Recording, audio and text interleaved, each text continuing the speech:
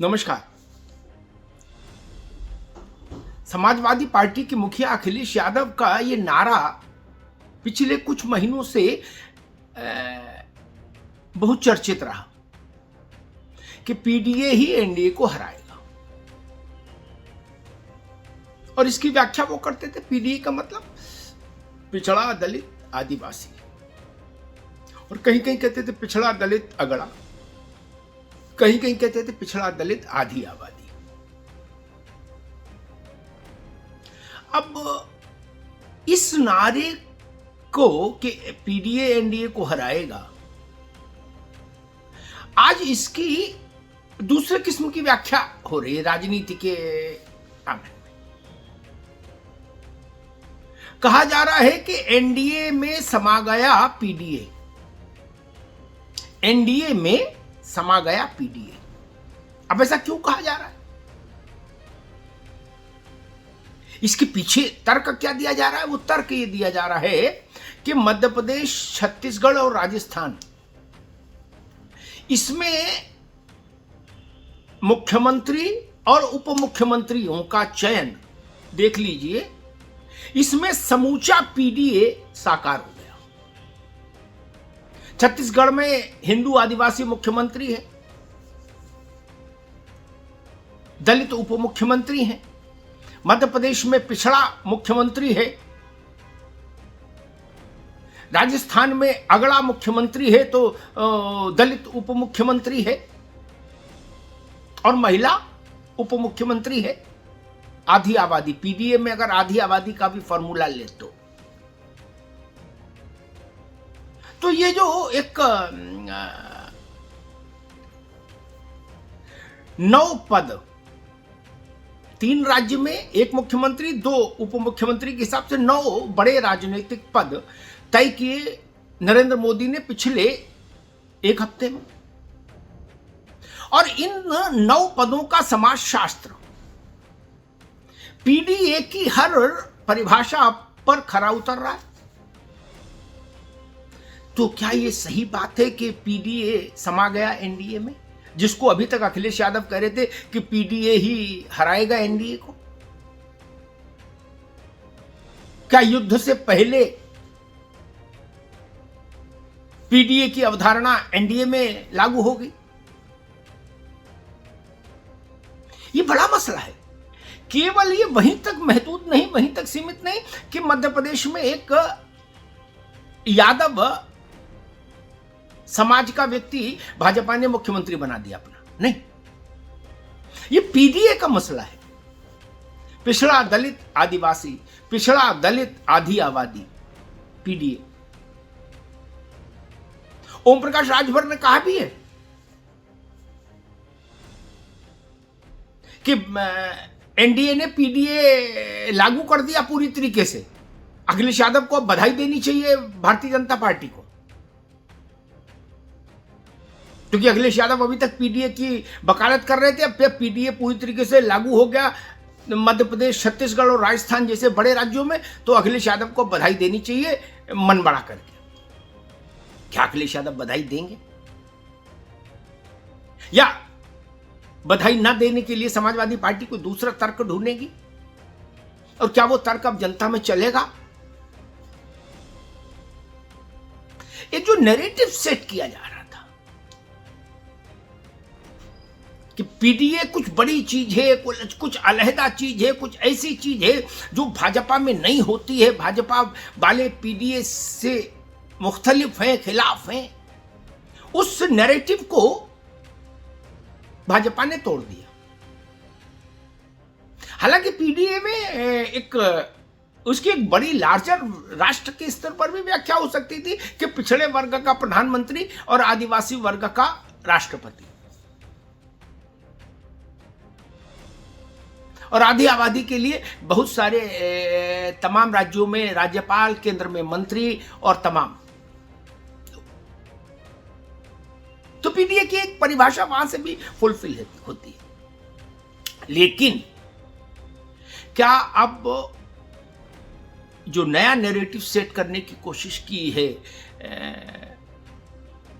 जातियों का समाजशास्त्र, राजनीति शास्त्र की दृष्टि से जातियों का यह जो समाज शास्त्रीय संतुलन है, जो भारतीय जनता पार्टी ने साधने की कोशिश की है, इसका असर मुझे लगता है कि अब क्षेत्रीय दलों को ज्यादा प्रभावित करेगा। वो चाहे कोई राज्य हो, उत्तर प्रदेश में समाजवादी पार्टी है तो वो संगीता यादव मौर्य राज्यसभा की सदस्य हैं। कल वो सदन में बोल रही थी और संगीता यादव ने कहा कि समूचा यादव समाज,